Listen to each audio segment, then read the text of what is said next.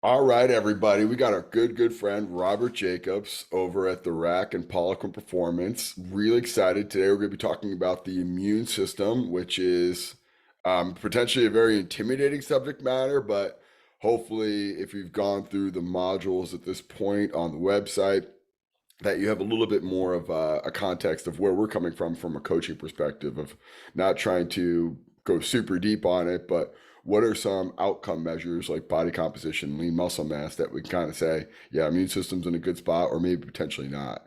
But before we get into all that, I want to give the floor to Rob, go over what you've been up to lately, because it seems like you got a lot going on, and then kind of go through some other stuff that we'll kind of talk about as we make our way through this experience. Yeah, man. So we've had a big fall, pretty productive fall. So we're finally launching the new, I guess, the new era of Poliquin Performance. We just taught our first biosignature course for the company, I think since 2016. Um, so we've got the new crew, and things seem to be going pretty good so far. So we just mapped out our schedule for 2023, and we're going to have about a week of courses, I think, each month in different parts of the world. So we should be hitting an area near everyone at some point here if you've Uh, been looking to take these. Yeah, that's awesome, and I think that's usually the big limiting factor. Actually, I think it's a good segue. Hey, Poliquin Performance ramped up. If you weren't aware, there was a guy named Charles Poliquin who basically just brain dumped everything he ever thought of into all of the Poliquin courses. Obviously, huge impact on both you and myself.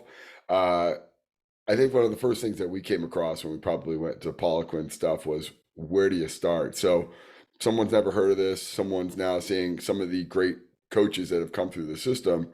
Hey, Rob, where do I go and where do I start if I wanted to traverse the whole Poliquin performance just scope of courses that you have? So Charles was obviously a genius with coaching. So we've got really three different tracks or educational paths. If you're the uber geek, like most of us, you'll want to do the biochemistry, nutritional, biosignature, and then if you're the strength coach side only, and you've got a nutritionist to do your work for you, you would do the PICP tracks, which is going to be the learning structural balance, learning the structural balance screening, what the ratios are, and some of the new things that we're adding to that are going to be more on the program design side and the functional anatomy side, where you're looking at, okay, we've got this imbalance, but what does that actually mean, and how do we actually incorporate that into a program? And then guys like John Sikora are starting to bring in some of the tech, like you like to use a lot with Nord boards, and some of the testing that's just so valuable is going to be brought in a little bit. And then some of the guys like me and Dave Lawrence are going to be doing some of the neurotransmitter side of things as we start to actually get to a level 5 course, where it's more than just an achievement. There'll actually be an education component to that too. And then we've even got some of the tract I've recommended to some people who don't have an exercise science, exercise phys background in secondary education, is just a personal training tract. If you're just getting started and don't really know anything about coaching someone, PICP might be a little over your head at first, and biosignature is probably a little bit too deep of water. But we do have a personal training course where you'll be introduced to things like tempo.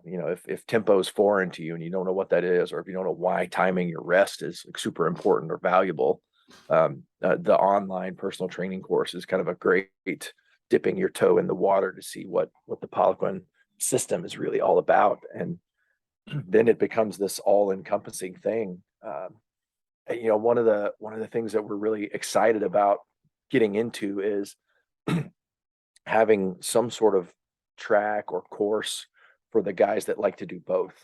Like that was kind of missing before. It's like, you've got biosignature knowledge, you've got PICP knowledge. They never really merged in terms of like how you really put the training and the nutrition together for the guys that had those skills. Um, so we're looking to try to see what we can do there to really make have an asset, with doing both. Because like for me, and I mean, really for all of us that are on the team right now, we all did both, and it was, yeah, man. I think you and I have talked about this before. It was like life changing, career changing for us. Those two sides of the coin, like how much we could do, and being a one stop shop sort of, or at least having the tools and the skills where you could troubleshoot things that were in your scope, and troubleshoot them better than your competitors. Yeah.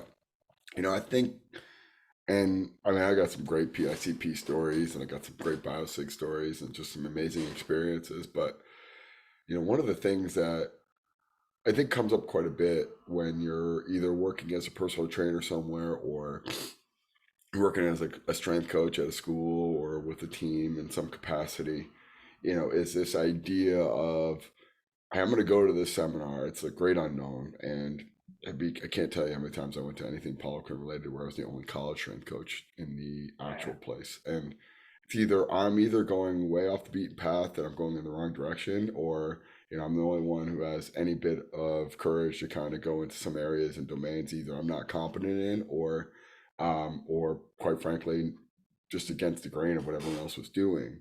But I think and then this is going to be a question here in a second, but one of the things that I really wanted to kind of figure out was, how do I extend my skill set and my ability further than I probably ever imagined, from being a practitioner and a coach. It was getting around people that know a lot more than me, or who are getting part of groups that are pushing the thresholds and boundaries of what they're doing. So you're a personal trainer, you're a college strength coach, does whatever you are.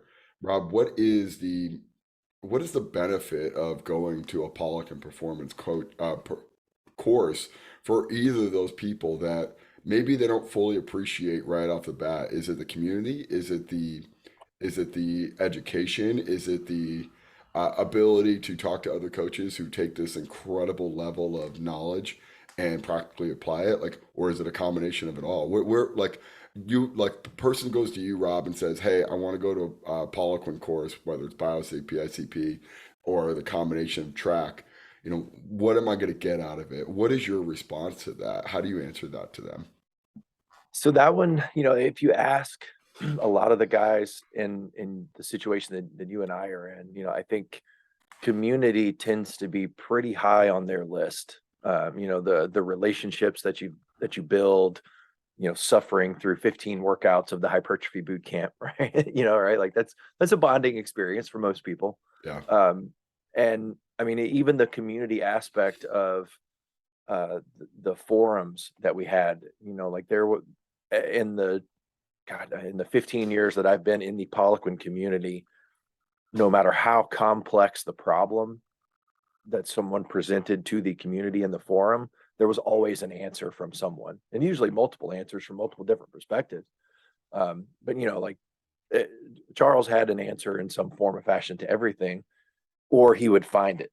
He would go get it if he didn't know it. And so as far as the community goes, like that aspect is huge, because you've got, like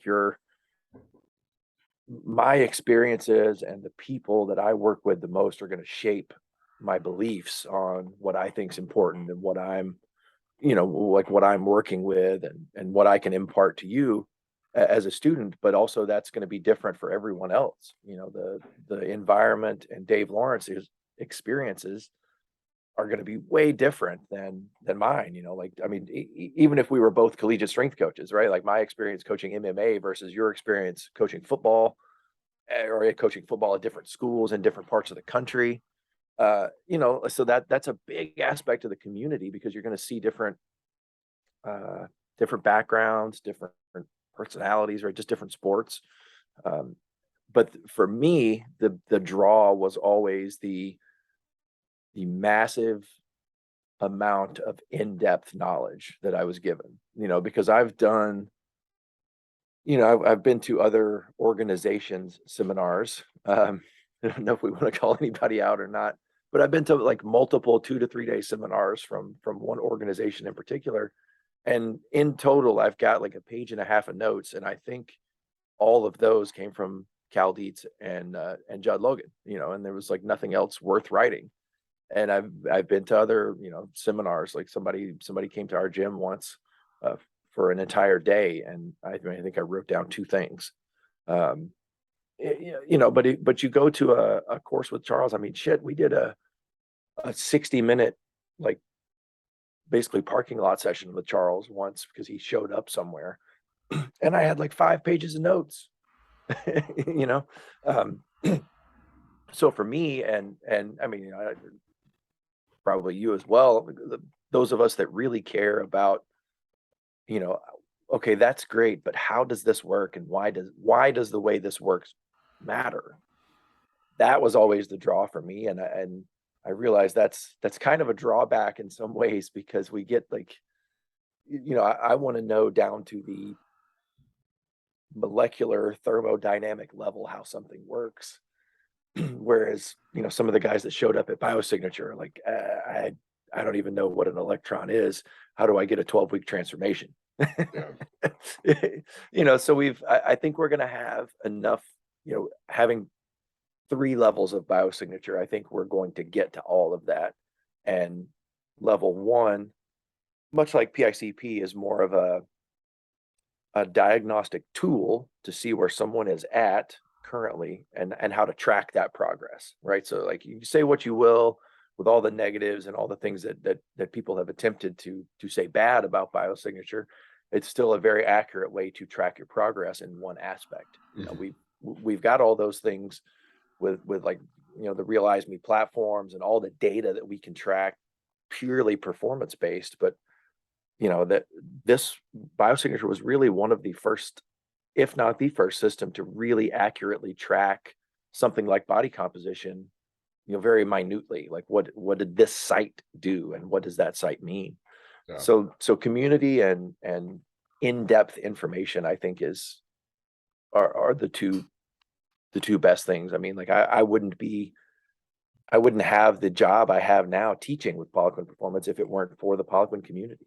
So I think it really, I mean, and in probably in a lot of ways, I wouldn't have the friendship and the opportunities with you and that you've given me over the last few years if it wasn't for that community. Like you and I have that bond, and that knowledge that I got from that bond, I think is how, we sort of came together and all that stuff too. So I think those are the 2 most important things, and I don't think you get a lot of those at some places. Like you either get 2 ends of the spectrum, but I think the Poliquin lineage sort of, that, both of those things are at its core.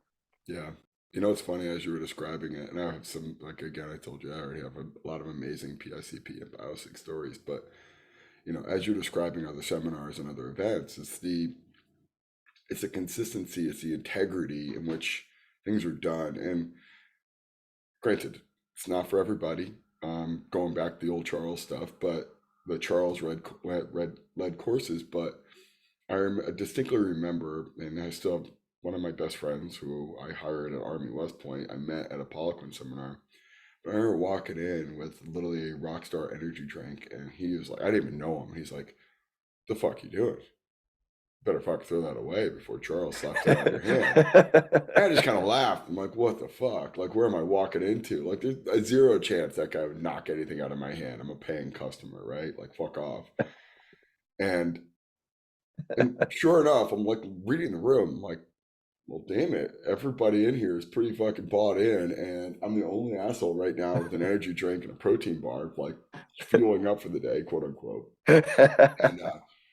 And I remember seeing in the corner this big like canteen, or like the cauldron of like coffee, and then heavy cream next to it, and then various coaches either eating sardines or lox, like, and having some nuts, and it's like, and then just taking their like literally like just fucking just box full of pills, and like, and you're just like, all right, man, like, whether it's just dramatically built up for this is, I'm only doing this for a week to impress the people around me, or it's genuinely what they do year round. Some people's body comp would tell you otherwise, but Right. but either way, like, Charles is watching, and everyone kind of got in line, and I think that level of consistency, which I don't think we necessarily like think about it, but subconsciously we are validating what that person's going to say based off the compliance in which everybody in that audience is doing it. And I can tell you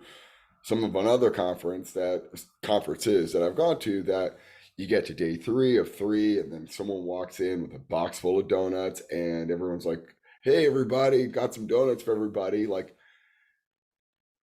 I don't think it's the end of the world if someone has a donut, and I don't think it's the wrong thing. But what does that say about that person's willingness to do what's necessary for not only themselves but their clients down the road? And I just Yep. have this feeling that, like, all right, and then after that, right? And I've been to several other conferences where it's like just waiting to go get hammered, and it's like great, like it's a great way to connect with people, and I've been right there with them. That's not, I'm not trying to be a hypocrite and saying that I didn't indulge in these things because it's a pseudo our vacation. But when you go to a Poliquin seminar and you're seeing the level of compliance and the intensity of that compliance, you're like, I'm in a world right now that genuinely believes what they're doing is right and follows through with that. And the next level is you go to another conference, which is like, hey, we're going to really lean in on this aspect of either movement or just aggressive nutrition or whatever it is, and then just be kind of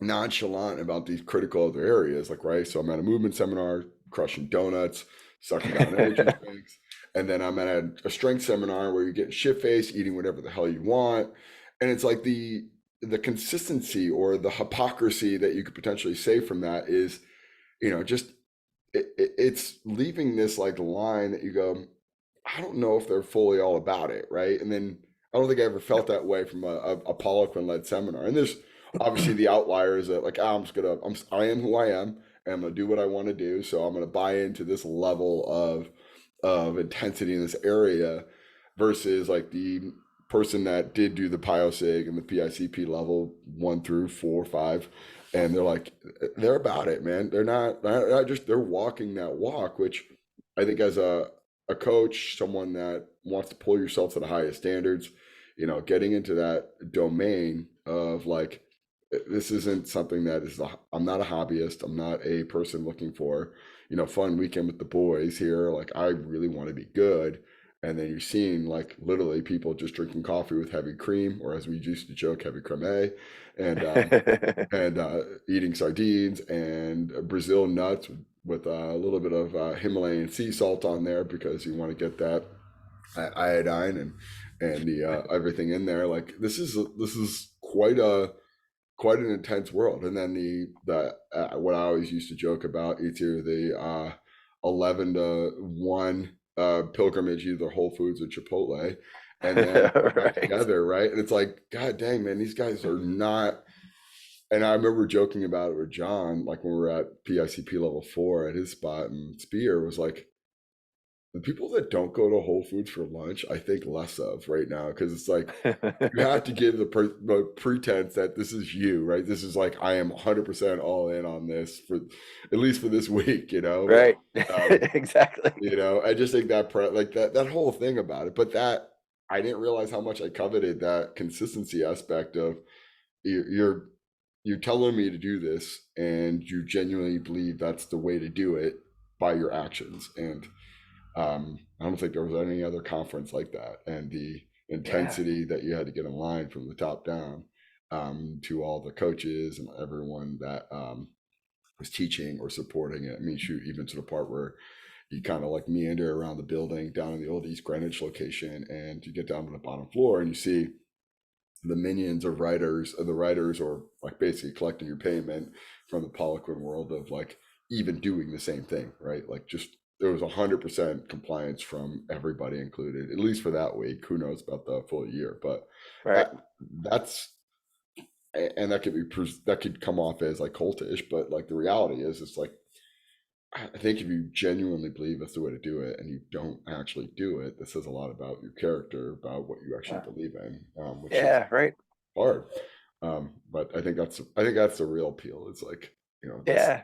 I not only believe this, I do this, and um, you realize how inconsistent other places are about it. But um, Yeah.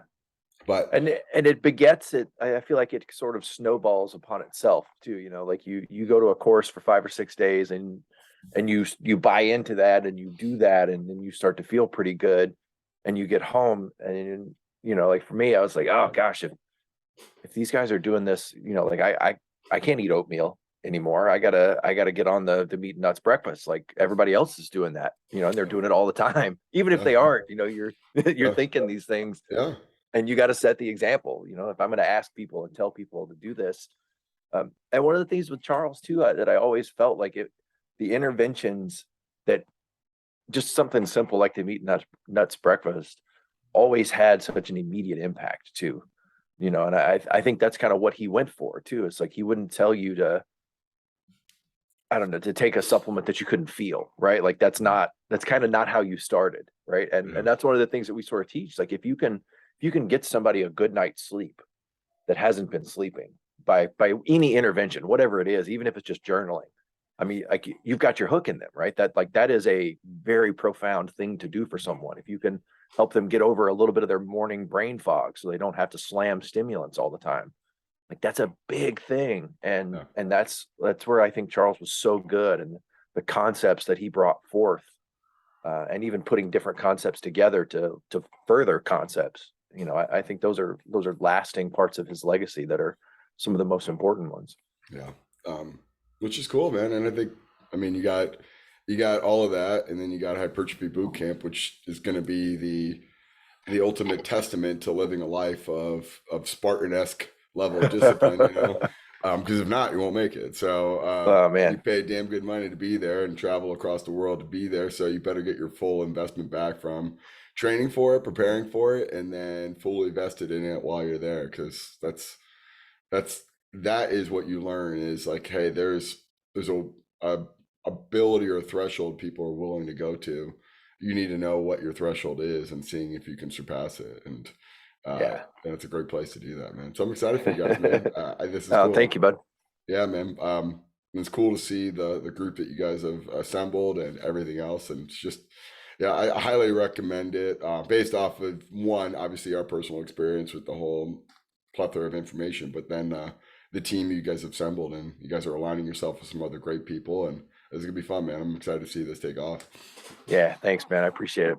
All right, so we want you here to talk about some immune system, Rob. So I want to set the stage here of, okay, let's look at this from a strength coach perspective, which is going to be a majority of our listeners. If there are doctors or physical therapists out there that are listening to this, I appreciate it. And what we want you guys to know is that we are fully aware of our scope and we understand what I guess, I don't want to call them limits, but I want to say the focal points we have, right? So like I always say, like I know what not to do by doing diagnostic tests and screens. So with that all Thanks. being said, is here we go. You're looking at a person and you're saying, I want to help this person's body comp. I want to improve their lean muscle mass, decrease their fat mass. I want them to perform at a higher level. I want them to sprint faster, jump higher, throw something faster or further.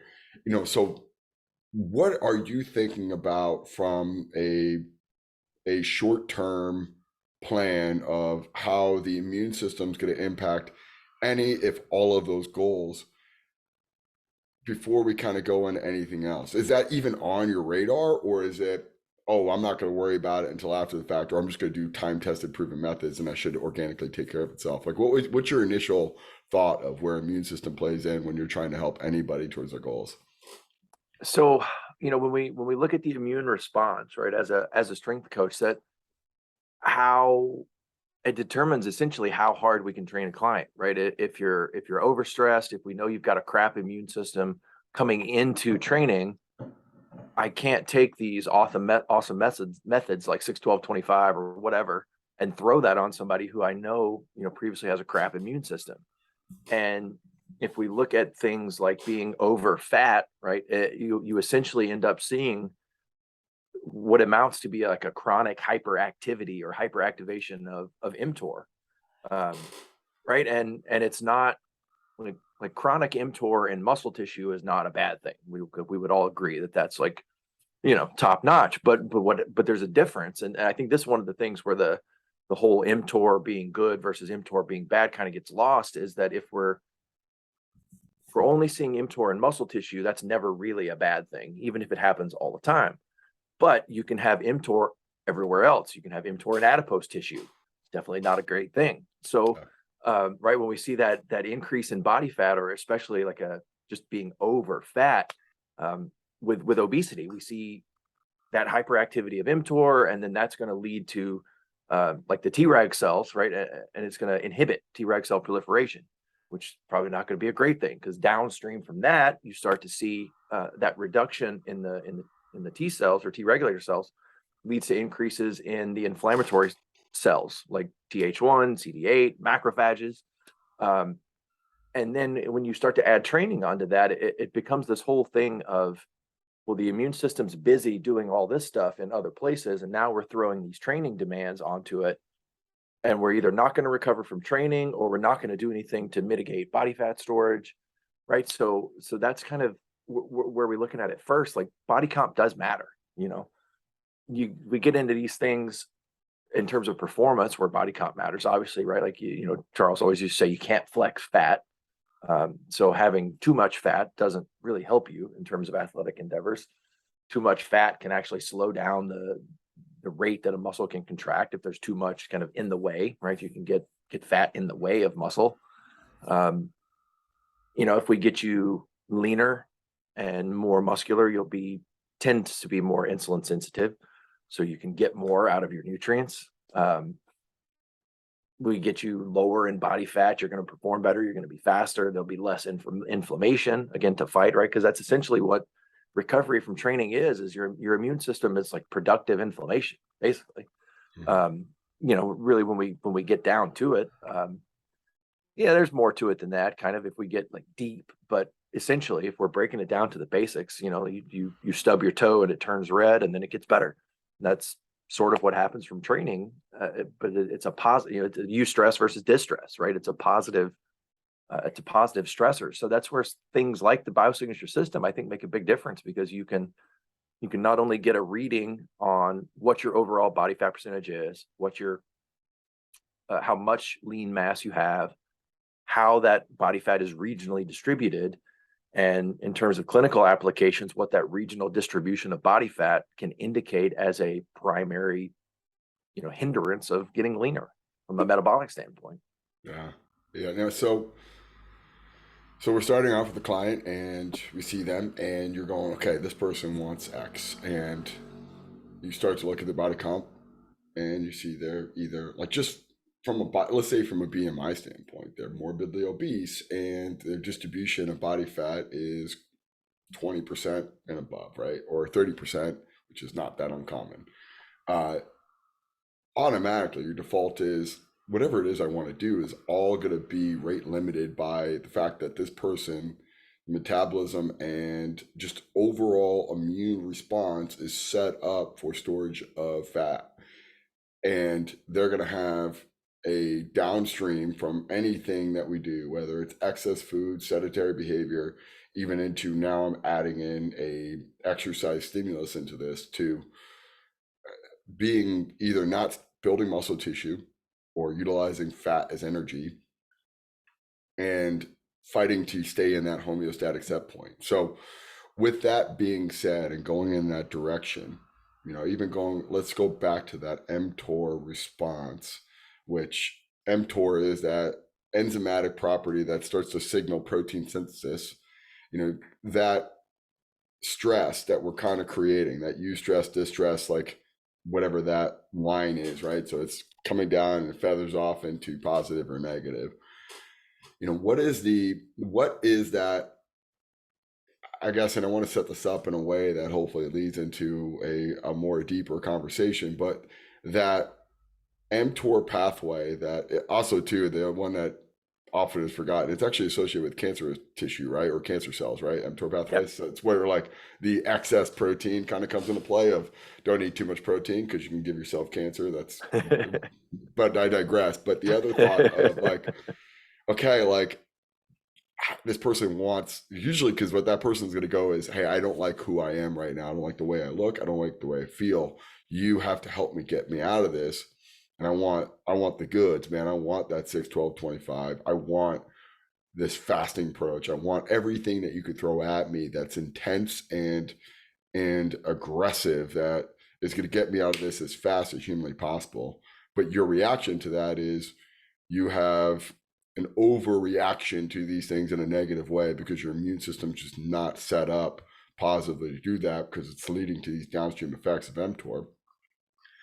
And I guess this is more of a psychological question, but with the body burden of knowledge and knowing that this immune system is so compromised, how do you temper expectations and explain this in a way to this person that more stress on this point here is actually going to be bad for a while?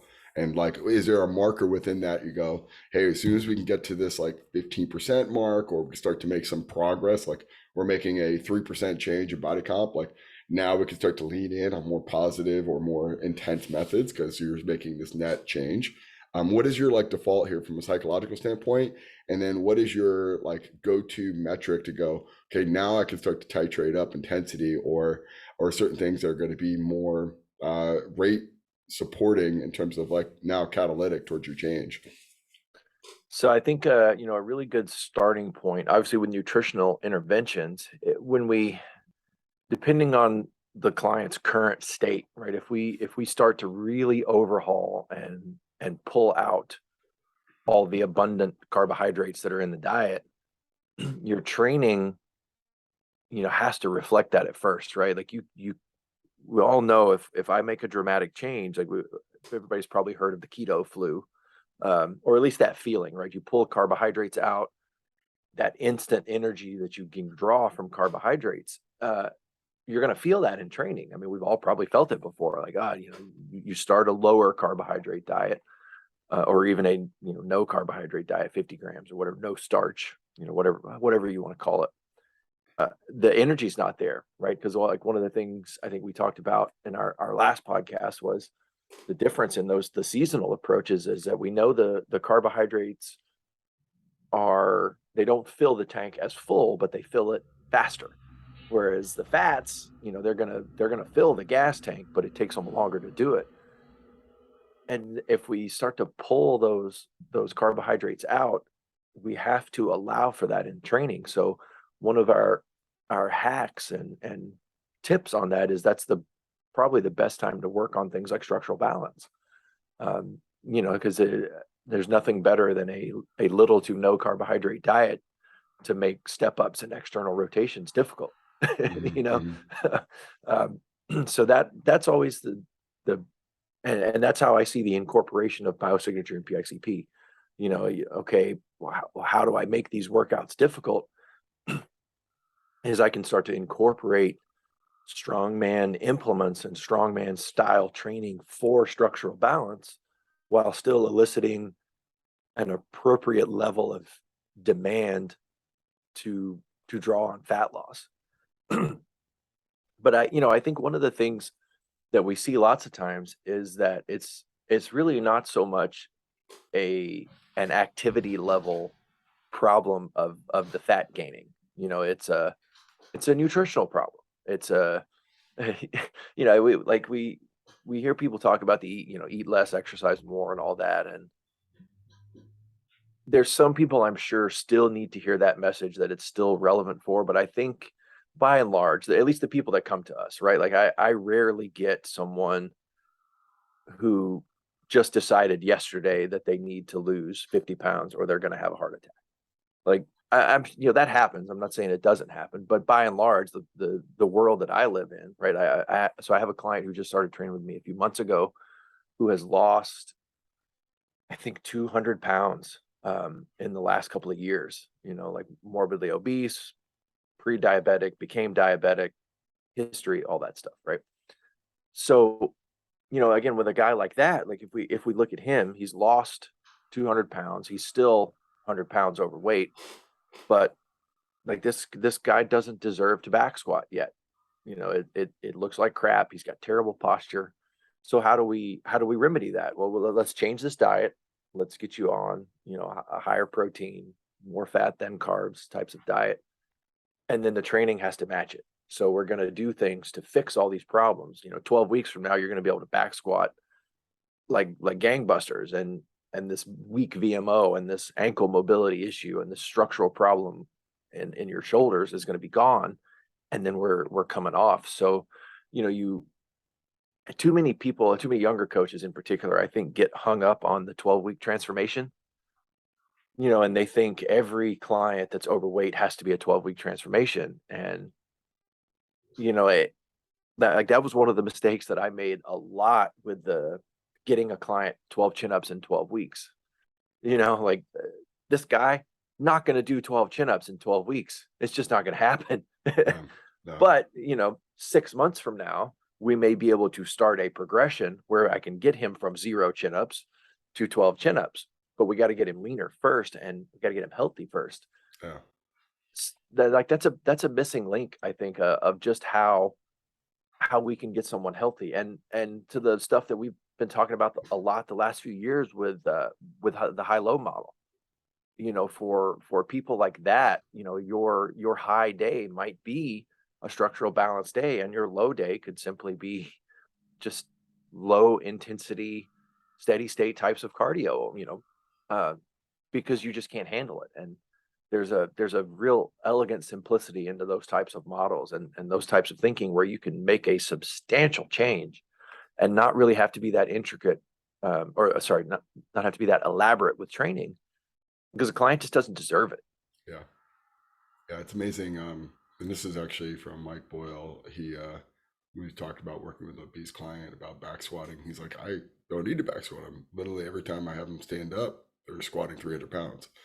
And Right. like, he's like that, you don't realize how difficult it is to do these basic things that we take for granted.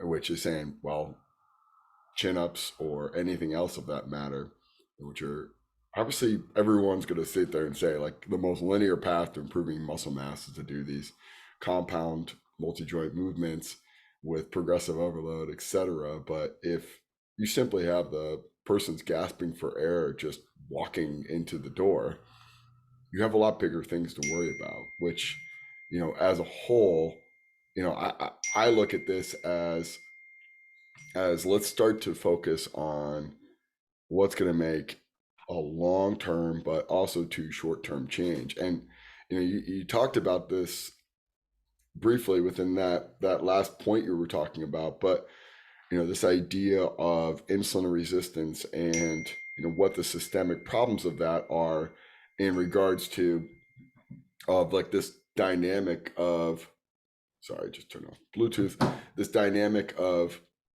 all right, well, if they're insulin resistant, which we can look at a couple ways, right? H1AC levels, or we can look at it from where they're storing body comp, whether it's cortisol levels in the umbilical, subscap, or suprailiac. And then we kind of break it down into this next level of, I see this level of insulin resistance and I can go in this direction of, do I want to address this with time restricted feeding? Do I want to address this with ketogenic, which, really, if you look at it from a ketogenic approach, is a fasting mimicking diet, right? Like, carbohydrates is the pretense of what fasting is really built around. Like, do I have quote unquote immediate energy intake or not?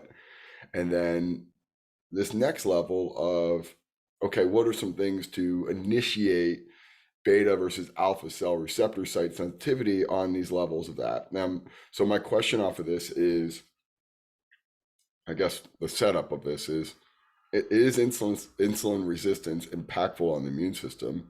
And then from there is, as a strength coach and someone is hopefully trying to set this person up for long-term success, is, what is your thought of how do we improve their immune system by improving their insulin sensitivity? So if we look at something like insulin resistance, right? So first, with inflammation, we generally, at its absolute core, we can think of inflammation really two main ways, and this, I think, helps conceptualize what it actually is, because we know, like, oh, inflammation's bad, the fire within, but what is it? Like, what actually is inflammation? Well, it's either too many protons or not enough electrons, right? Like, when it comes down to it, that's what it actually is. And when we look at insulin resistance, right, it's an abundance of something, primarily of hydrogen peroxide, which is going to be too many protons and not enough electrons. So that's your root cause of the inflammation, right? That's what's stopping the signal from getting the job done, is it's being turned off because there's an abundance of something, and we have to mitigate that. So when we get into inflammation, right, and that response is basically dictated by the immune system. So when we look at things like exercise or acute exercise that's not lower intensity, that's not steady state, we see that it stimulates the interchange of the innate immune system cells and the components between lymphoid tissue and the blood compartment. So we see that exercise sort of makes and facilitates this change. So we see more white blood cells moving around. There's improved immune surveillance against pathogens. That's going to reduce systemic inflammation, and it's even going to reduce acute inflammation, because we see an increase in immunoglobulins, which that's part of their job, right? And they're natural killer cells, T cells, B cells. All these things become more efficient when we decrease body fat, because the presence of body fat is inherently an increase in inflammation.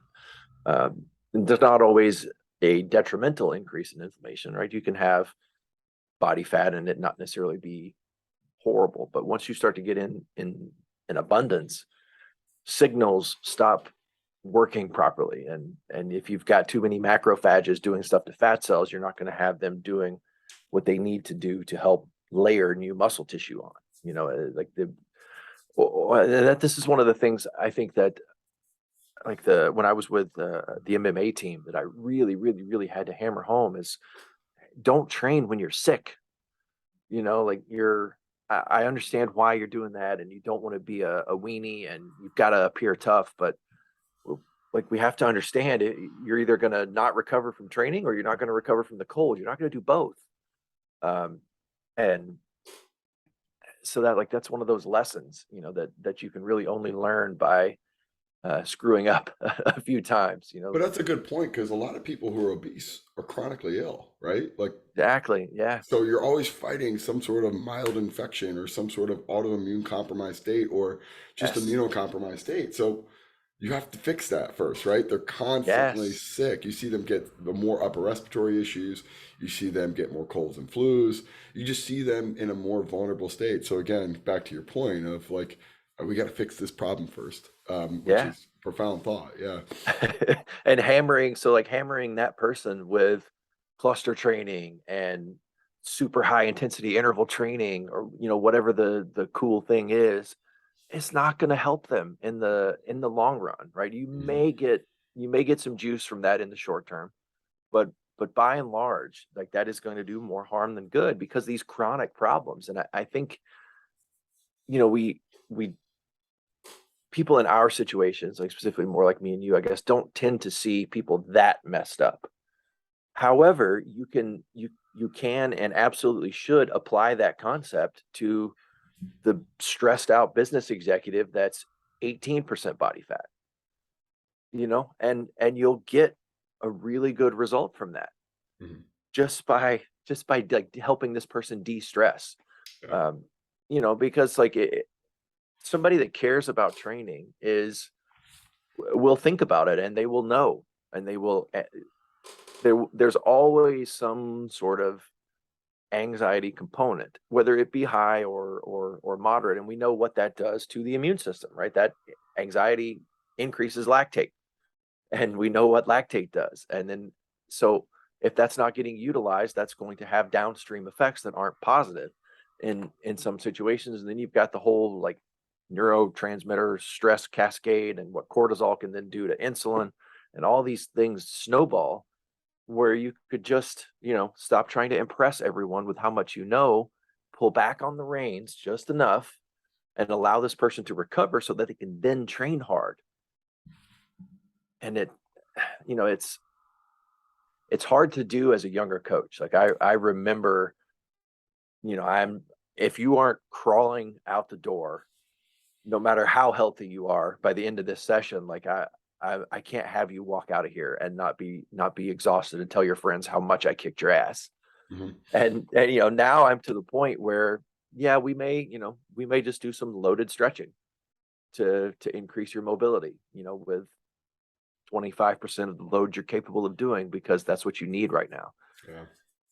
And that's one thing I've had to do with the client that lost all that weight, is his so so he was referred to me by what I could only call her as like my ultimate badass female, just a freaking workhorse, man.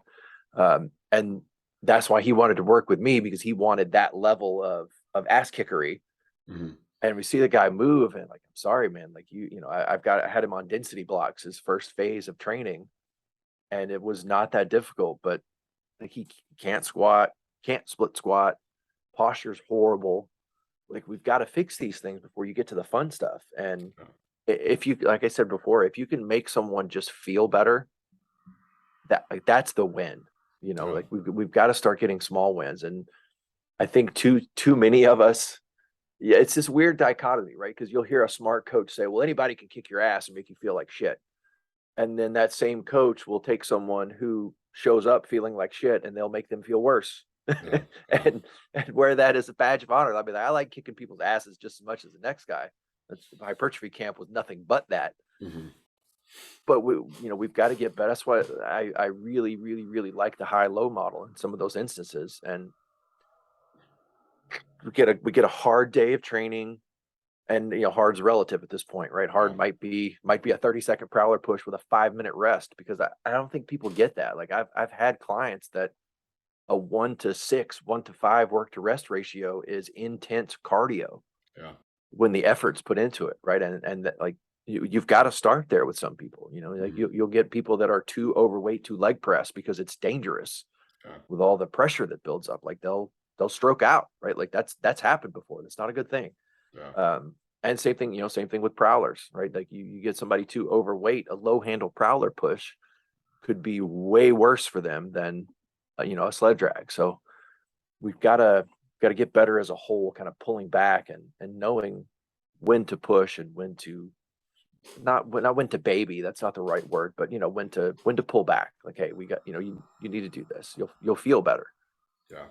It's you mentioned at the beginning that this inflammation, just this balance between protons and electrons, and one of the areas that's probably most regulated is within the mitochondria, which is a big part of it. And one of the things that, it's actually something that I pulled a long time ago from this book, Paleo Manifesto by John Durant, was hibernating based animals actually make themselves insulin resistant in the fall to put as much adipose tissue on as possible so they can, one, stay warmer throughout the winter months, and then two, become less efficient so they can maintain their body mass longer through hibernation. And the way they get out of that is through fasting, because food scarcity, and then essentially cold, right? So Yep. it gives a pretense into like time restricted feeding, fasting, um, again, seasonal eating, right? Another big check Yeah. box of that. But like, eating foods that are more available in the winter months are going to be, probably more fat dense and things like that nature. But the other part would be, exposure to cold. But what do those two things do? Time restricted feeding, ketogenic diets, and cold thermogenesis is increased proliferation or the expansion or mitochondria or mitogenesis of within certain cells. And one of the things that I think is profound thought is when we look at the traditional white fat, brown fat, is the distribution of mitochondria within that.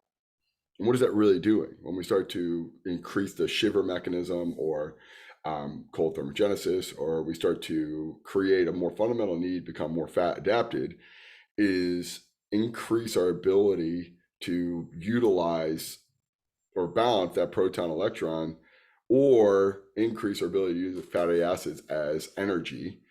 And that white adipose tissue, which has less mitochondria density, because that's the real reality of the situation, is Yep. brown fat has more mitochondria than white fat, and white fat is pretty much just inert tissue that just stores, Right. and that process there. But if they have a higher distribution of white fat than we want, right? It's just general subcutaneous body fat, specific areas like the umbilical area or for males, and then for females in the lower body is they are going to be in a chronically inflamed state because you just don't have good mitochondria to handle that proton electron balance. So, with that being said, and you kind of alluded to this, going into that discussion at the beginning of the efficacy of something like BioSig, I can tell you right now, you're not really in a good place from an efficiency standpoint because you're storing body fat in these areas, which is it's accepted across all medical establishments. Android and gynoid body types are at higher risk for metabolic syndrome or cardiovascular disease or estrogenic diseases like cancer. This is accepted that these are risk factors, and waist to hip ratio is a accepted form of measurement for the medical establishment to say these people are at risk for certain diseases. To say that from a standpoint of training influence and training inputs, that these people are just not very efficient and they're not going to be able to handle that training stress based off of this body type that's storing fat in these areas that just simply can't have a lot of mitochondria. So I guess my very long preamble to this question would be, is that your thought with your client that's now working through this stuff? Is he's just not efficient and we need to improve his mitochondria amount, density, or as you talked about muscle mentorship, not even just amount, the actual efficiency of the mitochondria you have? What are the thoughts of, like, is this a mitochondria amount from having more white fat tissue, or is this a mitochondria efficiency from this person has enough body mass to say there's enough circulating or there's enough mitochondria in his body to say that we can utilize this energy in a positive way? What is your point to say? How do you determine that? Or if you are, or you're just saying we're just going to improve mitochondria in a general capacity? What's your thought there? So I think this is where, what Charles really believed to his core kind of gets misinterpreted or mal applied. Because again, if you look at the concept of your experience shapes your beliefs, the majority of people that Charles worked with were maybe 10% higher body fat than optimal, right? So we're talking 18 to 20% at the worst. But we will encounter people sometimes even in attending the course of biosignature that have certain areas that are just too fat to pinch, and so when we get to that point, it becomes the issue of, okay, this person has far more defective mitochondria than good mitochondria, right? But if you're looking at somebody that's a world-class sprinter who's 9% instead of 7, their mitochondria are doing pretty damn good. We just need to make them a little bit more efficient. Well, when we get to somebody who's 20%, 26%, or even higher than that, they have defective mitochondria, right? And we know now that that's sort of the root cause of all of these problems, right? The signal that dephosphorylates the insulin receptor substrate comes from mitochondria. So we know all these things now. So when we have this deeper understanding of root causes of issues, right? That's supposed to be the whole thing with anything functional medicine, is root cause, right? So if I've got a proton electron issue at its core, protons, electrons are the primary, molecules or atoms of mitochondria. So what can I do to then improve this person's actual mitochondrial function? We know you can give them a few targeted nutrients and supplementation protocols that can help the mitochondria function better. And then we also know that you can do training modalities that will either make more mitochondria or less mitochondria. And that's one of the density things with training is, if I've got a training modality that causes mitochondrial fission, I'm going to be making more mitochondria. Not a bad thing if you've got a pretty efficient mitochondria.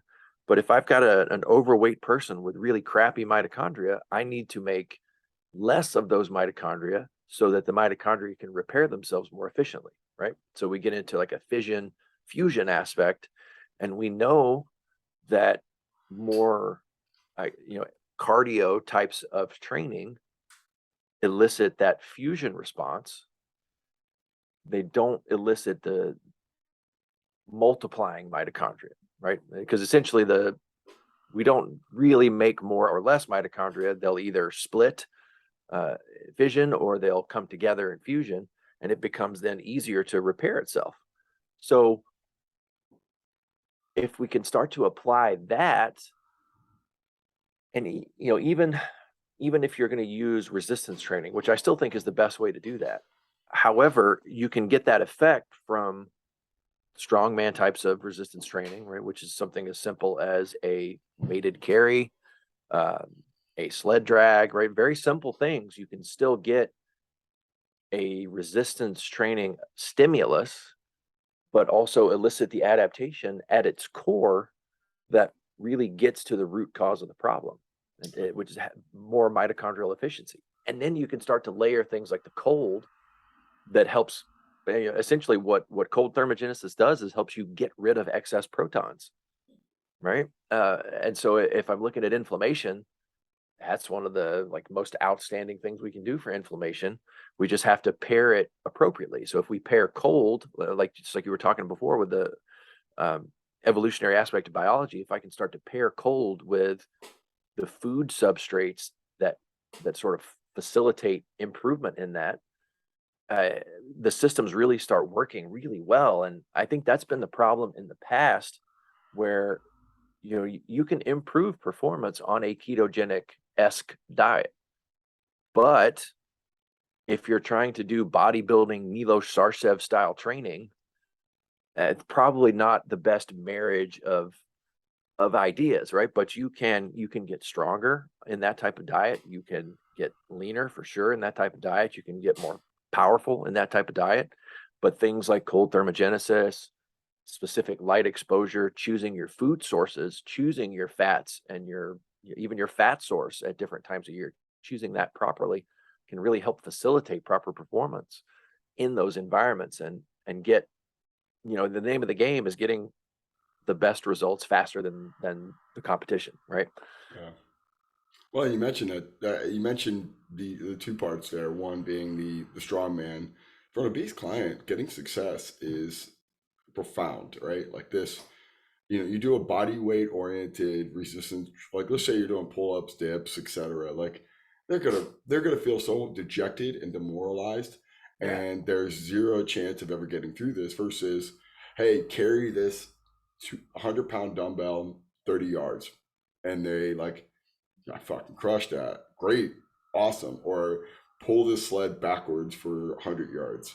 And they do it and they can get it and they can do it right away and they can be successful. Yep. And they have, and probably with their body mass and momentum they create, they can probably be more successful than the 180-pound, 6% body fat.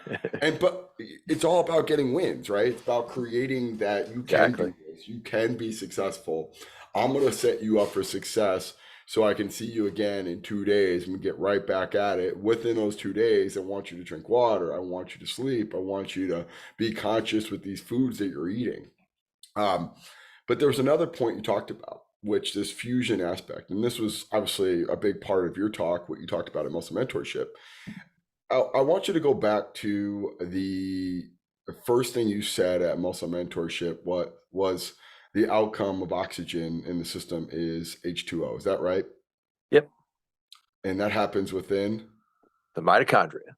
And if I'm more efficient at delivering oxygen to the peripheral of my body, that's got to be handled in the mitochondria. And one of the things that is so profound is if you're producing water from the mitochondria, which going through that whole electron transport chain, uh, and not the Krebs cycle, obviously, right? The citric acid cycle. Yeah, Um, that's right. yeah, glycolysis, citric acid cycle, electron transport chain, ATP synthase has a spin and then creates ATP and then H2O. That H2O makes its way out of the body and then the cycle is complete. But if we're looking at this from, and this is why respiration, and it's why most fat is excreted through respiration and not through like feces or urine, which is a common thing, right? If I'm producing more CO2, it means I'm producing more H2O throughout the system, and then I'm eliminating it through respiration. But we look at it from that first start point. If I can deliver more oxygen to the peripheral, it goes back again to, okay, how is my body being asked to produce energy? And if it's very fast, it's very intense, and I don't have a high level of oxygen per beat, my stroke volume is down, the actual oxygen delivered per beat is lessened, the mitochondria become less activated, and all of a sudden, I don't have this outcome of producing ATP through fatty acid synthesis pathway or fatty acid pathways, acetyl carnitine, going through the whole process there we just described. You're not going to get to that outcome, right? So we're trying to teach these people to become more efficient with the mitochondria they have, and all we're doing is, again, high intensity interval sprints, which in a controlled setting with obese people in a short term response, they increase their metabolic rate. Long term wise, we don't know, right? Because we're only looking at this in small compartments of taking someone who's fasted and obese and doing one Tabata sprint and saying, okay, this is a great way to lose weight. Okay, there's some problems with that kind of methodology, right?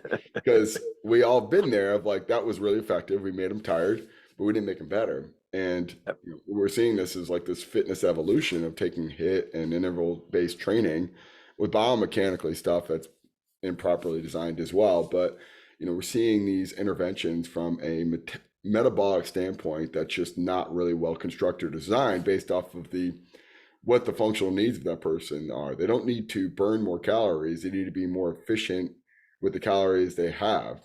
And if we have no delivery system of bringing oxygen, because cardiac output is so poor from stroke volume being so small, and we're not actually creating any uh, capillary expansion, meaning that we're delivering more oxygen rich blood to the more peripheral parts of our body, specifically these inert tissue like white adipose tissue, and then the oxygen pure molecule of actual like hemoglobin being delivered out there to the peripheral. The mitochondria never really has a function, or never really is needed, right? We're never getting to that point. We're just going glycolysis to lactate, and then that lactic acid is circulating, and then just this cycle of, okay, we don't need mitochondria really to do much because we're never getting to that part, because we're not producing H2O, or we're not going through ATP synthase, and we're not reversing all the way down to citric acid cycle, and then looking at acetyl CoA is never really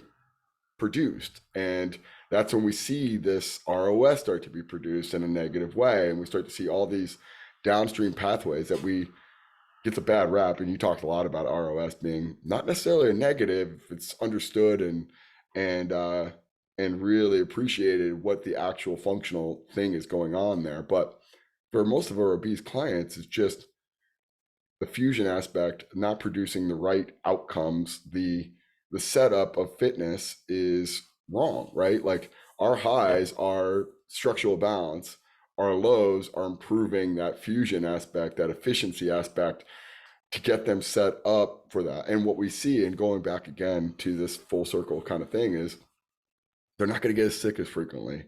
They're going to be able to make it through a full training week without waking up feeling like they're completely like drained of all energy, or you start even seeing sleep disruption, right? Because once the things Yes, yeah. this whole thing of like getting these people moving more and being more efficient, is you see other things emerge, right? They have disruptive sleep and they start to urinate more at night, or they start to sweat more at night, and their body's unloading. And this is always the fun part when going through something with weight loss, of like the second order, which is like, hey, there's a lot of endotoxins and estrogens associated with that fat, and there's going to be a lot of things that are going to happen here from phase 1 and phase 2 liver pathways and the renal system and all sorts of other stuff, and it's going to happen probably at inconvenient times like 2 o'clock in the morning, and we got to manage that. And you got to wake up and you got to hydrate, and we got to keep hydrating. We got to remove high fructose, and we got to remove other things that are going to clog up the system. But I digress from that level of this fusion aspect, which was such a profound thought, and the production of oxygen's purpose is to produce H2O within the mitochondria. This full circle thing of we just don't have those tools if we just have an abundance of white adipose tissue, and we're limited in this mitochondria.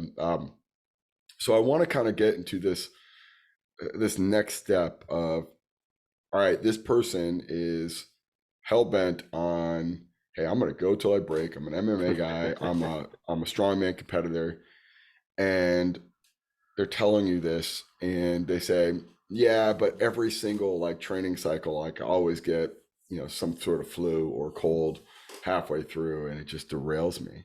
Like obviously we know probably fundamentally why that is, but how do you explain to that diehard, even like marathoners, right? Their biggest limiting factor is upper respiratory illness, right? It's Yeah. not, it's probably less stress fractures and more flus and pneumonia as a limiting factor to marathons and ultra marathoners, or even cyclists, or any like distance or endurance athlete. Like, but these things are, popping up. So working with elite level athletes, distance, more anaerobic athletes like strongman, powerlifters, weightlifters, etc., but they're all hitting this like proverbial roadblock. What are the signs and markers who someone's running around pretty lean, and you're going, okay, this is setting up for a big crash here? Like, are you seeing anything before that? Do you know of anything that you can kind of like lean in on, that you can kind of go, okay, I need to be out in front of this?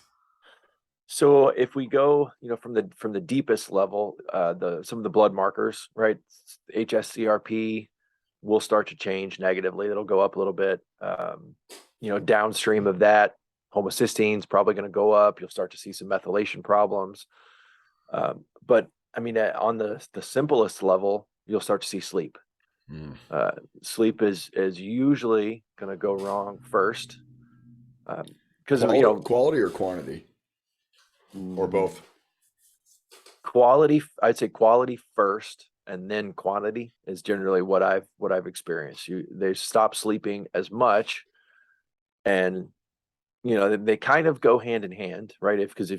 If your sleep is phenomenal, you don't really need as much of it. Mm. If it's efficient, right? That's kind of a problem, is sleep efficiency. When you hit the pillow, ideally 30 minutes you should be asleep. So are you hitting the pillow and not falling asleep? Are you restless? All those issues. Mm-hmm. And I think sleep, for the practitioner that has limited tools at their disposal, what is your sleep quality, quantity? Let's do a diagnostic sleep hygiene, discussion. Let's see what that's like.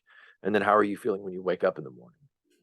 Because if you're wired and exhausted before bedtime, or if you're tired and you can't sleep or can't fall asleep or don't feel rested when you wake up, we know something's coming, right? And we got to get ahead of that quickly. And that's a hard thing for a younger coach, because you and I, now are both like, somebody shows up, hey, how you feeling? The tracking that you guys have at Allegiant on your on the apps and everything, right? Like before every session, we hit your questionnaire. I mean, at this point, I have no problem saying, peace out. You come back tomorrow. If you feel good, we'll reevaluate. Or, next worst case scenario, we're just going to do some grip training and maybe a little bit of abs and calves today. So it's not, you're going to get your money's worth, but you're not going to leave here in a pool of blood and guts. Mm-hmm. And those are the simplest ones, man. Like like I said, we can get into it, where if we're tracking, the problem with discussing it in terms of labs is, well, how often are you really tracking these labs? From week 1 to week 3 of my training cycle, am I really going to know what your HSCRP is doing? Doubtful. And that is one of the biggest benefits that, clinically and anecdotally I see with biosignature, is that we can have a very acute idea of what is probably happening, right? Just from the clinical standpoint, we don't know for sure, but 20 years of trends tell us when your cheek and your chin get a little fatter, you're a little bit more inflamed, or your hamstring or your cortisol measurement was dropping and dropping and dropping, and then now it's 3 millimeters higher. Whatever the case may be in terms of our trends, the the chin and the cheek are the fastest and the first to change. And I think if you've ever seen anyone lose weight, anybody listening to this, what do you notice first? Their face.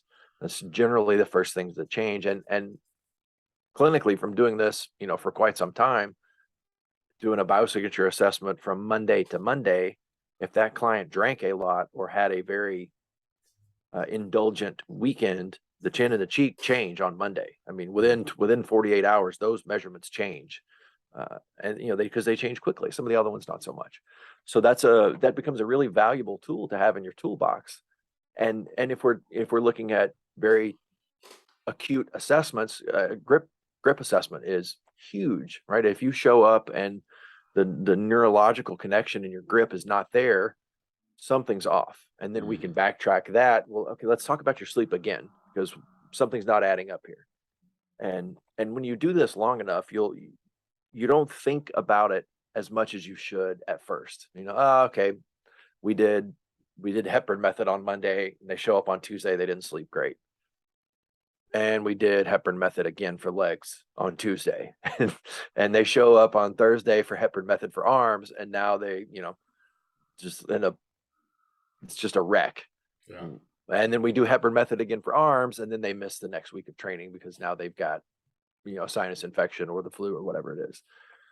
Whereas they show up, one of the stories I like to tell is I was training a guy for pro day, and we were doing, I think it may have been, we did Hepburn on one day and the rest of his week was like power cleans or something like that. But we did Hepburn day one, and he shows up on day two sick, hoodies on, and this is where assessments really make a difference that you have to pay attention to, right? Because this guy always came in with a smile. Hey, coach, how's it going? Just ready to go, man. It's just an awesome kid to be around. Like one of the, if you could describe an ideal athlete to coach, it would be, Nate Norwood. It would be this kid. And he shows up the day after, the hood's on, his face is down, that kind of thing, the whole session, and it's just not there. And so I sent him home, like before the warm up was over. Like, this is worth it, man. Go home, come back on Friday. And this was on Tuesday. Pissed, man. Like you send an athlete like that home, they are not happy at all, right? They're there to work. Made him take those days off. We took some high dose glutamine. Shows up on Friday, hood's down, smiles back. We're ready to work. We have a great session. And, we missed 2 training days, but we had no setbacks. His performance the following Monday was better. And I can go back in the past where I didn't have the guts as a coach to send someone home or change my program and give them something lower intensity that wasn't going to be demanding. You can look back at those programs and see, almost a month's worth of negative results.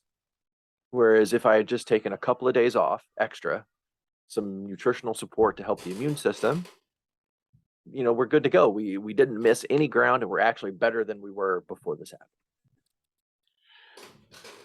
That in itself of like just marry yourself to an outcome, not a solution, is easily one of the biggest lessons as a coach anyone can kind of endeavor to, right? Like, and that process of like being exposed to that knowledge of like, oh, I'm aware of Hepburn method, and that's a profound training program that I could do with someone if the context or the situation or the environment allows for it. It's a big Exactly. big if, right? Big if. And it's funny, like one of the first things we always ask coach, well, what do you want to do? Like, oh, I want to work with elite level athletes. Like, okay, well, why do you want to do that? Like, oh, I really want to help people. I'm like, you don't help elite level athletes, you manage elite level athletes. There's a huge difference. Like, they're good regardless, right? They're going to be good. They're going to be good sometimes in spite of you, right? You can almost do too much or you can do the wrong thing. This is why it's so hard for the people that work so hard to know every possible training intervention that simply just lacks of this context of it doesn't matter for someone with God-given ability like that, like this. Yeah. If they got it, they got it. Probably the better thing you could do is just mentor and support and just keep them on track and stay consistent, which is why so many people struggle with like certain college or NFL level strength coaches. Like, if I had their job, I could do this. Like, you don't actually you couldn't because you don't have that skill set. It's not a soft skill. I know my role here. It's to make sure that this person just has a really great week and is set up for success in a different way versus the person that you need to help, that client you talked about that is morbidly obese, lost 200 pounds, but just is stuck, right? Like this is a critical juncture for that person to not go back, as well as, hey, there's a lot of things that we still need to work on here. And there's a Yep. profound level of influence here. But the same token, too, it's like I got to temper this area that he knows I can go to. And I know I can go there. I'm confident I can go there. I just know the right thing is different. And that's where it becomes a really interesting thing for a young coach or any coach for that matter to go, why are you doing this? If it's, I want to help people and I want to work with elite level athletes, they're not one and the same. Not in the way you think they are. Helping an elite level athlete is a lot managing and a lot supporting. It's Yep. not developing. It's really not. They don't need you for that. Trust me, what you actually will do with them might be more counterproductive than you actually might think. On Right. the other level, though, it's that person that's just, I mean, they are just so susceptible and vulnerable to any bit of hearsay or things that are just, how to say, like ploying on their like insecurities, right? Like you're overweight, you're unhappy, you're depressed, you're not content with your job or your relationships. Here's the magic bullet. And they buy it and they do it and they fail and they rebound and they have this like inverted response to that because it's not what they need.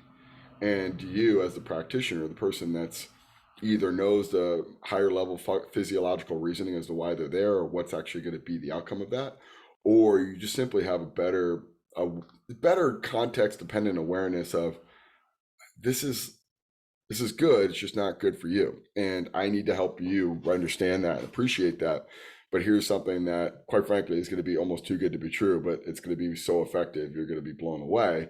It's called sleep. It's called drinking more water. It's called being more conscious of stress and your immune system and just simple things like that. Eating seasonally, like if it doesn't grow right now, don't eat it. Like very simple, intuitive things. Like it's almost like, yeah, I know that. Then okay, my job now is since you do know that is to make sure you do that. And that's not it's not the sexiest thing in the world, but if you want to help people, that's where you got to start to really lean in is going, they know the difference, they know what they're doing. I just need to make sure they're doing it. Or they don't know how to do it, they don't know what to do, they don't know why they're doing it. Okay, I need to be better at translating that information for them so they do know why they're doing it and what to do, and it's that back and forth. And sometimes it's great, sometimes it's the most rewarding thing in the world, sometimes it's the most frustrating thing, and you're banging your head against the wall like, can't do this program with you today because of X, Y, and Z, and we got to fix X, Y, and Z before we can do this Hepburn method or 6 12 25 or whatever else looks like sexy or provocative. Because you know the outcome, right? It's going to be 3 days from now, you're going to be sick as a dog and with net zero. Okay, so I want to close this out because this is like, and granted, I mean, this is probably the best I've ever heard you talk about trying to temper the depth you can go and everything. I think you're doing an amazing job of like not going there. I could, and I think everyone who's listening to this just knows Rob can go as deep as any human being has ever gone into the metabolism, the physiology, the chemistry, everything that goes on within the cell. As much as I'm trying to goad him into it, he's not taking the bait, which fantastic. So I want to kind of finalize this with this idea of, and this could be centered around biosig. And this is, I think, a good point to say, okay, with your obese client right now, how are you saying you are doing a good job, you personally, with him, right? I want to figure out how you determine what's a good job with this guy, and is that agreed upon with him? Which it sometimes might not be, right? This isn't what I wanted you to do. I wanted you to just fuck me up for 3 months. Right. That's how I say Rob did a good job, right? Or is it? hey, I help this person make progress, and it might be a residual effect that he doesn't get the full impact until a year from now. Like, what is a good job for you with this obese client? Because I think this is something we all kind of struggle with, right? And Yeah. I don't know if it's like playing the long game, and it might not be directly correlated to me, or is it that short term intervention that gets that immediate validation of like, thank you for fucking me up and making me tired because this is what I need. You know, how do you determine you did a good job with someone like that, right? Because there's so many areas you can go. So there's a few, I think, a few main things that I'm having to be better at with this situation, right? And it's, number one, establishing the expectation with this person that, in your current state, you do not deserve to do this type of training. It's not going to help you. You can't do it right, you know? Mhm. Um, and I get this. So it kind of goes back to that we talk about with strongman and structural balance. I've had people so overweight and immobile that they can't do a split squat or a step up. And like that's a very real problem when you get into quality, because what you'll end up seeing is, somebody will regress a split squat to, a knee high box and you're supporting yourself. Like, well, at that point, it's not the purpose of the exercise, right? Yes, I need to get them more flexible, but I mean, in that instance, like pails and rails and things like that, where you're getting muscle contraction, and it requires a substantial amount of effort if you do it right, like the way you guys do it at Allegiant. I was tired just watching that more about, Mhm. bro. But you're So sitting there and it has this appearance you're doing nothing. But if you do it intense, all that matters, right? yeah, exactly. And that goes to the next point. Like, so Mm. so number one, you don't deserve to do this yet. We're gonna get there. Number two, let's look at the effort that you're putting into the exercises that we're doing, right? If we need to improve your anterior tib and your anterior tib strength and your soleus flexibility, to help you get to the point where you can do a back squat or a proper deadlift or your external rotation and your trap three work, let's talk about your effort on those exercises, right? And I mean, and even with your effort on things like sled drags and farmers walks, the effort on those types of carries, how many times have you seen someone do that exercise, do a backward sled drag for, okay, you've only got 20 meters. I think that's like a reasonable expectation at this point in a gym, right? Yeah. And some gyms, you're lucky to have 20 meters. So how you program those exercises, like you can tell anybody to drag a sled 100 yards and the weight almost doesn't even matter. Yeah, Like they're if just it's, leaning back and just falling forward and yeah, falling it, into it. Momentum's carrying it. Yeah. and if it's remotely challenging, that set's probably going to be effective. But if you've only got 20 meters to get the job done, you got to get a little more creative with your application of those things and making sure that the effort level is appropriate. So, if I finish my set of 6 to 8 on external rotation and I'm not having to work for it, well, let's talk about your effort, right? Like, no wonder this doesn't feel challenging. You're not being challenged. Mm. you know, I tell, some of my male clients all the time that it takes a man's man to struggle with 2.5 pounds. I mean, and because it really does, like to be comfortable and open to the fact that I can take this, trap three version exercise and 2.5 pounds just absolutely wrecks me. And I go from no sweat to just pouring sweat in one set because I'm working so hard. Like that's a big deal. And I don't think a lot of coaches really commit to that. Like you put external rotations and trap three at the end of a session. You run out of time. The client needs to do them by themselves, or whatever the case may be. There's no real importance placed upon that exercise. And like we see powerlifters do that kind of thing all the time, right? That you do a 1,000 band press downs at the end, but it looks like trash.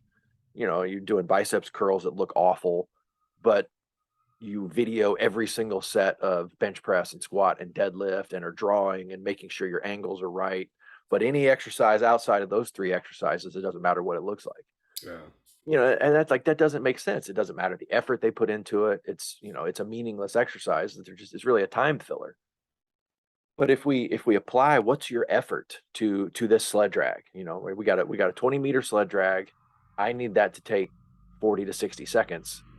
How do we pull that off so we can deserve a rest interval of 3 to 5 minutes, whatever it is. And the same thing. So if I'm going to make external rotation and anterior tib and those types of exercises my high day exercises, Mm. which they absolutely can be if that's what that person needs, you've got to make sure that the effort is actually there, that every set is a struggle, Yeah. because those things are super hard, especially if that's what that person needs. Like those things are ridiculously hard, probably harder than um, a row or even a split squat, if that's where their real weakness is, to get good at it. Yeah. So and in imparting into the client that, look, this is like, the effort on this is what you need. I've done this. You should be this tired after this, rinky dinky remedial exercise. So and it's difficult to get comfortable enough with your own abilities. I think that's in hindsight, that's definitely a thing that I know I did, and I probably have seen, other coaches. Like, I am comfortable now knowing that I can make a remedial exercise workout extremely effective Yeah. and fatiguing. But yeah, and it's those details that we got from people like Charles, you know, a tempo, right? If you're just doing 6 to 8 with no tempo, not paying any attention to, oh yeah, I did 8 every set and didn't change my weight. Well, that's a problem. That's not Yeah. good effort, right? That's terrible effort. So Mhm. those are, I think those are, if I would say I had any secrets to success in terms of those methods, like that's got to be what it is. It's a clear expectation. And really, how many times do you think a client has heard a coach tell them, you don't deserve to do this exercise? This is a terrible exercise for you. Whereas the gym down the street trainer is going to take their money and, all right, we're going to go do some power snatches on a Bosu ball and push a prowler till you throw up on my turf. Like, no, Yeah. you don't need that, man. Like, Yeah. but we're some of us are kind of inherently are still stuck in the It's it's a ton to unpack. I mean, yeah. the doing a remedial based thing reminds me of a coach I used to work with, and it was a fantastic line. But he's like, "There's no such thing as extra work. It's necessary and unnecessary, right? And if Yes. necessary, you should put a lot of conscious effort into it." But I think it goes down again into this idea of how you do something, and if it's not worth doing correctly, it's probably not worth doing in the first place. Uh, Yep.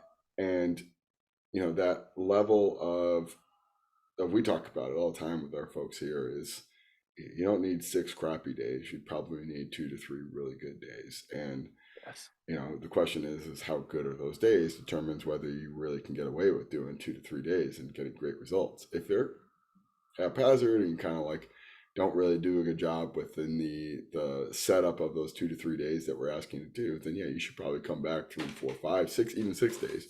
But if you really want to maximize this, that, and then it goes into another level of like, it starts with just that simple conversation of, are you comfortable with me telling you no? You're not paying me to tell you giving you permission to do things that you would already have done without me, right? Like my professional level or my experience or my understanding, you're not paying for validation or permission. You're paying for me to say, that's not a good idea, or hey, you can do that better, or hey, I believe in you and I feel like you're doing yourself a disservice by not giving your best effort towards these things that you might look as arbitrary or unnecessary, or it's not this direct linear path. Today it's a very linear path. You don't have the immune system, you don't have the central nervous system, you don't have the skeletal muscular system, you don't have all the prerequisite things to do these things as much as you, or do the things that might be more associated with your direct goal. Like, right, like I read this article about doing a 5x5 program with squat, bench, and deadlift. It's the best way to put on muscle and burn fat. Yes, but not for you, because of these underlying risk factors or these other issues. Like, this is going to be way more important to you to work on this, and we're going to work on zone 2 cardio, and we're going to work on flexibility, and we're going to work on improving your lifestyle, and we're going to work on all these other factors. And then when you do that for a period of time, then a program of 5x5 with squat, bench, and dead is going to be a really good thing. But here's the caveat: You have to do that really well, and you have to do that correctly to really get the benefit from doing that. And then it goes into this next level. That'll only be good for a certain period of time. And then what? That's what you're paying me for. It's to give you the right things to do and the right way to do it and the right time to do it. And unfortunately, like the low barrier of entry in our industry is allowed for coaches and trainers to be permission granters as opposed to um, best practice and doing things for the right reasons for the person in front of you. And um, confidence and courage is a really hard thing. And I may be charging a lot more per hour than that person down the road, but just take solace in knowing that like your things are not uncommon, and I've seen this 10,000 times before. And unfortunately, it's probably not what you think it's going to be. It's going to be a whole lot different than what you perceive it to be, but it will get you where you want to be if you buy in and you do it correctly. Okay. Man, honestly, I'm actually really stoked on how that went. Like, it went a different direction than I thought it was going to be honest, in a good way, in a really good way, because I think you brought a ton of really cool practical aspects. And God, I think that's probably the areas that is so undervalued of like this. I mean, you basically just did several case studies within this last hour, which is profound, right? It's like we went to the extreme of I'm working with an NFL athlete trying to get ready for his pro day and coming in sick, to the other end of the threshold of a person who's lost 200 pounds but is in desperate need for support. And you gave really cool solutions off of that, not only just from the physiological but the psychological, and even the internal dialogue as a coach of, is it in all of our collective best interest for me to tell this person we're going to do remedials and then zone 2 cardio or like strongman stuff, or telling a guy who's in this like 8-week window of getting ready for the biggest showcase of his life, you're going to take the next 3 days off. Like that's two different people on both shoulders saying, Rob, like, don't get in the way versus do what's right. Like, like I have a better, what's the biggest thing that can happen here? Like, like, I think that's the part for coaches is like, we're humans coaching other humans, and we have our biases and our insecurities and our phobias and all the things that are associated with being human. Regardless of our knowledge and insight and experiences, we're still going to be vulnerable and susceptible to that in the moment situation of using preference, bias, and agendas at any given point. So relying on intuition to a point, but also to going, what's the risk reward here, is a powerful thing to think about. But I want to finish off, man. Any closing thoughts? And it can go in anything. Like, hey, man, if you want to learn more about this, go get BioSig, because it's going to be first step in many. It could be whatever you feel like. Hey, I've learned this, and this is it. So I'll let you take the floor here, and that's how we'll close it, man. So, I think we've touched on it a few times, but it goes back to having the confidence to do these things as a young coach. It's easy for us as, people who have been coaching 20 plus years to do that and just not care, right? Mhm. Like, I mean, we care so much. We don't care how you respond to us telling you to go home. Yeah. But, over the years, what I've learned and what's helped me to do that is I've taken the approach that I refuse to allow anyone that trains with me to not get the best results. Like, that's what should separate a Poliquin coach or an Allegiate client or, whoever. Um, so, because what'll happen is if you start to kowtow to that person's, oh, I need you to train me harder, they're going to break, they're going to not get results, and that's the person that stays with you for a short time, doesn't get results because you didn't do with them what you knew you should to begin with. So I think that's in terms of the parting wisdom, that's like you have to have the guts to pull that trigger and don't compromise. Yeah. The Chick-fil-A is not gonna, like we like we talked about earlier, right? Chick-fil-A is not gonna make a subpar hamburger. They're gonna make the best chicken sandwich. Doesn't matter what Popeyes is making or what whoever else is making. You go to Chick-fil-A, you're gonna get the best chicken in a drive-through that you could probably possibly get anywhere. Yeah. Awesome, man. Well, man, I just thank you for taking the time I know you're slammed with everything going on with Poliquin Performance and your own training and whatnot. So, and also Thanks for too, having me on, man. yeah, man.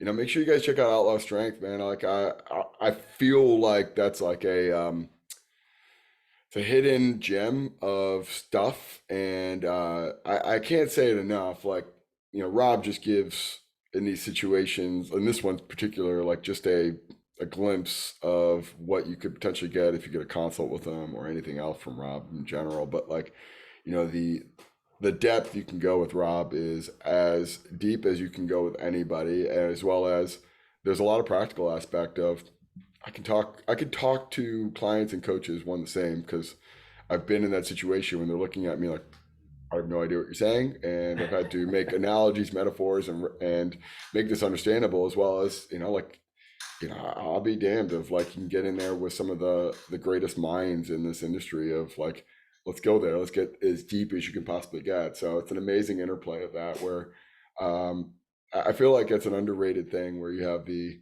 great insight, but also the practical side of it too, which again, I can't recommend seeing Rob at BioSig, Hypertrophy Bootcamp with Pollock Performance, or just going to Outlaw Strength and going into it. So I'm thankful for us and our relationship, but also too, like I hope you get out there and become the most popular guy in all the industry, man. Because it's a ton of really cool insights that you have, and I'm always floored by our conversations, man. So thank you again for the time.